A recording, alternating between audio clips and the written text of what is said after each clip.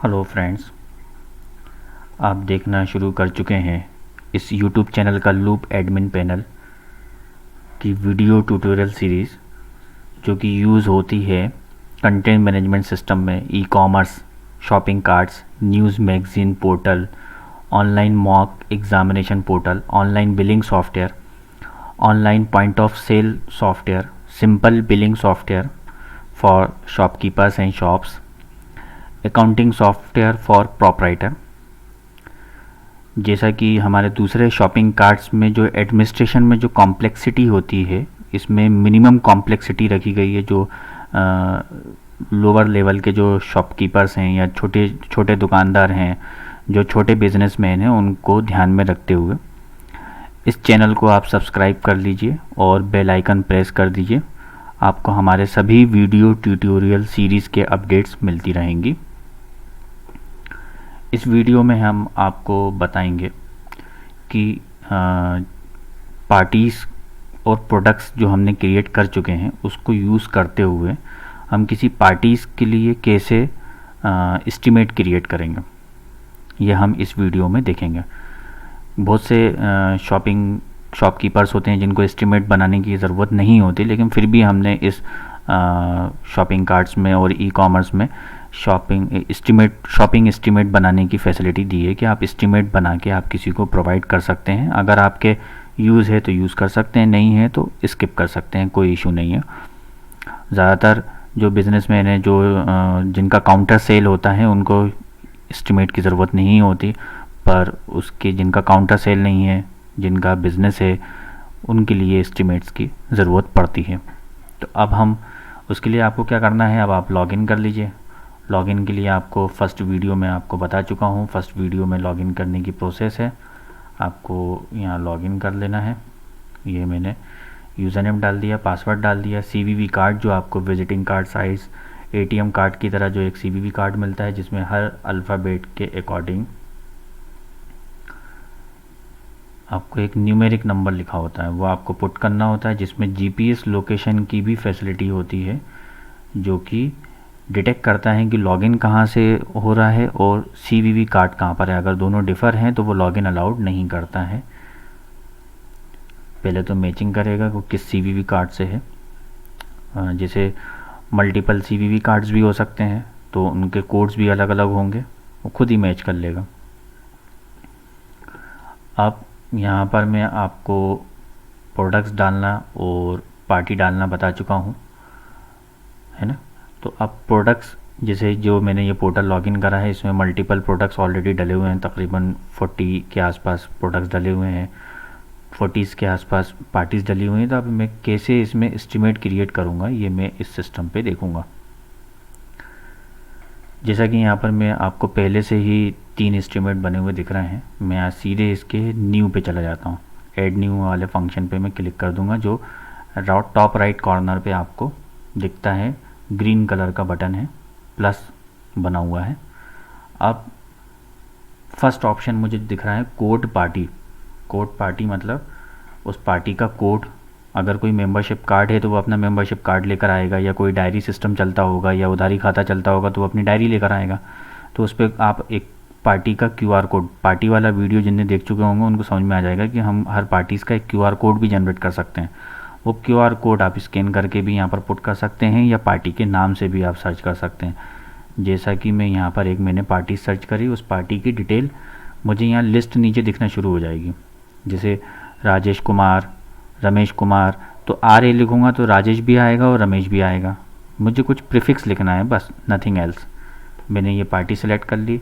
जैसी party select करूँगा उसका address detail, billing address, shipping address automatic आ जाएगा, जो कि पार्टी डालते टाइम हमने डाला होगा। हर पार्टी में बिलिंग एड्रेस और शिपिंग एड्रेस मल्टीपल हो सकते हैं, क्योंकि एक पार्टीज़ के मल्टीपल बिजनेस भी हो सकते हैं, मल्टीपल बिलिंग एड्रेस भी हो सकते हैं, मल्टीपल शिपिंग एड्रेस भी हो सकते हैं। तो इस शॉपिंग कार्ट में वो ऑलरेडी वो फैसिलिटी है।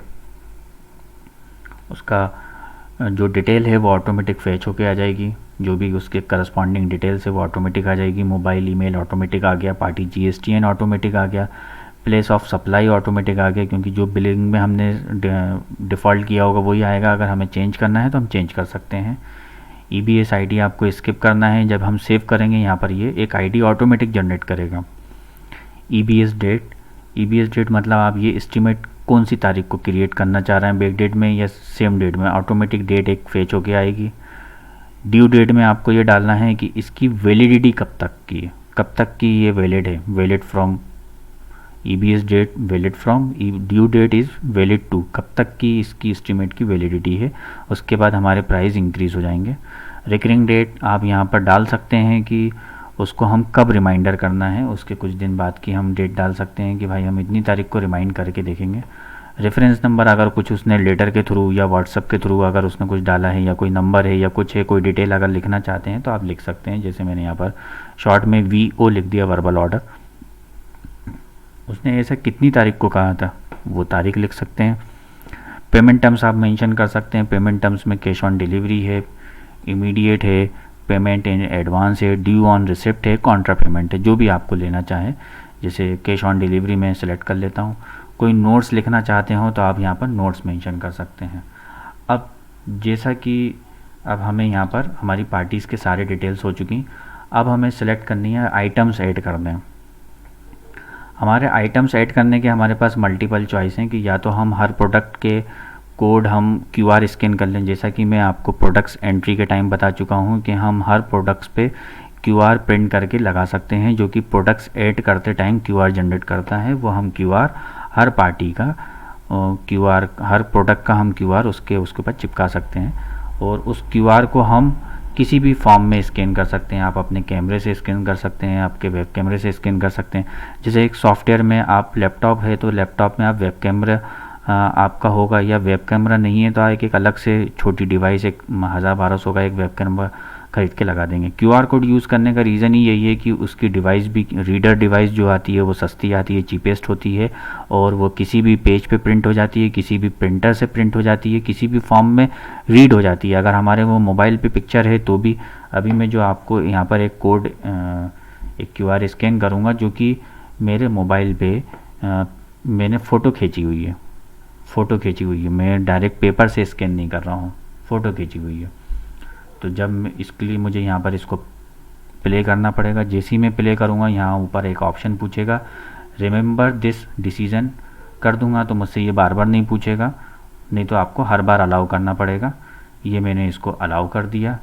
अलाउ जैसे ही करूँगा यहाँ पर मुझे कैमरा का जो आउटपुट है वो यहाँ पर मुझे दिखने लगेगा।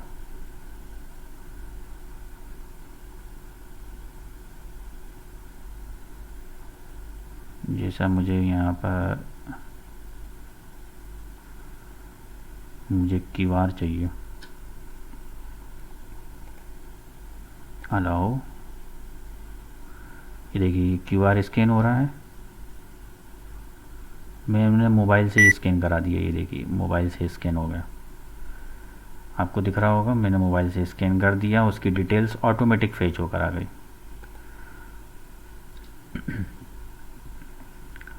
अब मोबाइल से स्कैन होने के बाद जो डिटेल उसने कोड उस QR कोड से उठा लिया और उस कोड्स के थ्रू उसने बाकी डिटेल्स उस प्रोडक्ट की फेच कर ली। जो भी हमने वहाँ पर प्रोडक्ट्स डालते टाइम हमने डाला होगा, HSNSE कोड डाला होगा, वहाँ पर हमने NA लिख दिया तो वहाँ NA आ गया, उसका डिस्क्रिप्शन आ गया, शॉर्ट डिस्क्रिप्शन आ गया, क्वांटिटी आ गया। क्वांटिटी मिनिमम क्वांटिटी 12 है तो यहाँ पर दिख रहा है ना मिनिमम सेल क्वांटिटी, तो 12 से नीचे नहीं लेगा। यूनिट ऑटोमेटिक आ गई, MRP आ गई 190, रेट आ गया 160।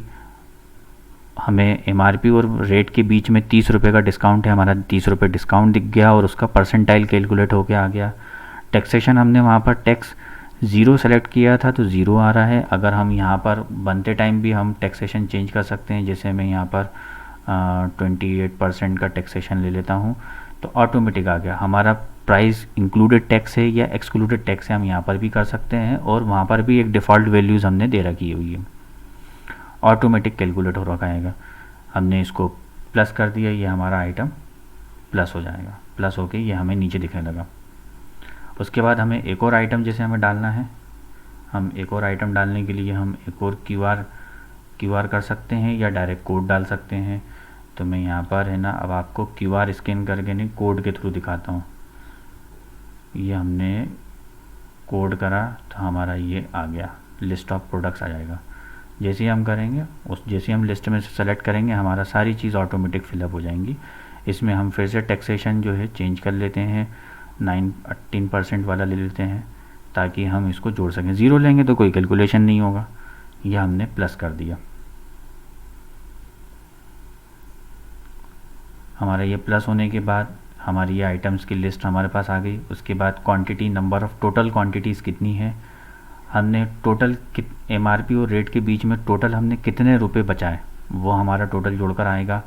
टैक्सेबल अमाउंट कितना है वो जोड़कर आएगा। टोटल टैक्स कितना लग रहा है वो जोड़कर आ रहा है।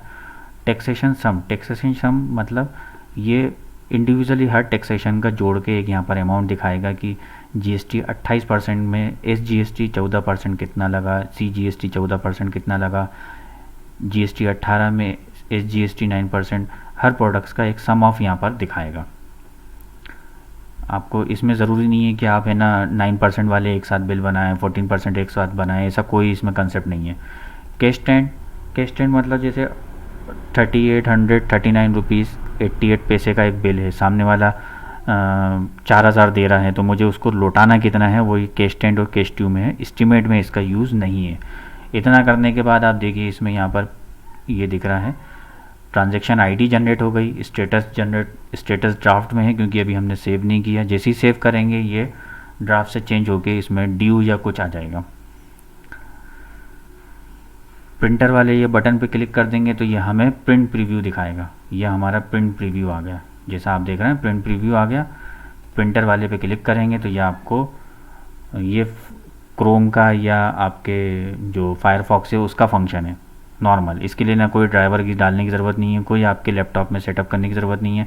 आप दुनिया के किसी भी कंप्यूटर में, किसी भी लैपटॉप पे, किसी भी सिस्टम पे, किसी भी इंटरनेट कनेक्टेड सिस्टम पे आप इस सॉफ्टवेयर का यूज़ कर सकते हैं और डायरेक्टली आप किसी भी प्रिंटर से आप इसको प्रिंट कर सकते हैं। आपको कुछ भी करने की ज़रूरत नहीं है। जैसा अब देखिए इसके अंदर जैसा मेरा टेम्पलेट वहाँ पर बिलिंग का एक टेम्पलेट बनाया है कि वहाँ पर 2 QR कोड दिखाता है। एक QR कोड दिखाता है जो कि इस बिल का जनरेटेड ट्रांजैक्शन आईडी स्कैन होके आता है और एक में इस कोड का स्कैन करेंगे तो ये कोड आपको स्कैन किए हुए मोबाइल पे उसकी डिटेल्स ओपन करके दिखाएगा। जैसा कि अगर किसी ने डॉक्यूमेंट्स हमसे प्रिंट करके लेके गया, फोर्जरी कर ली और QR कोड अगर उसने चेंज नहीं, QR कोड चेंज भी कर लेगा तो वो स्कैन नहीं होगा। स्कैन होता भी है तो हम अपने मोबाइल पे स्कैन करके टेली वेरिफिकेशन कर सकते हैं। तो एक हमारे पास जो कॉन्ट्राडिक्शंस है उसको चेक करने का एक हमारे पास सिस्टम है। ये QR स्कैन करेंगे तो वो आपके ऊपर मोबाइल पे सारी डिटेल्स ओपन होके आ जाएगी। अब जैसा कि अब यहाँ पर हम इसको ये क्लोज़ बटन से क्लोज़ करेंगे और इसको सेव कर देंगे। मैं आपको प्री सेव जो आपके पास डेटा है, ये मुझे एस्टीमेट की ज़रूरत नहीं है, मैं एक प्री सेव आपको ओपन करके दिखा देता हूँ। जैसा ये रिसेलर डायरेक्ट आई का ये बनाया था, ये एक इसका पूरा कंप्लीट बनकर एक मेरे पास आ गया।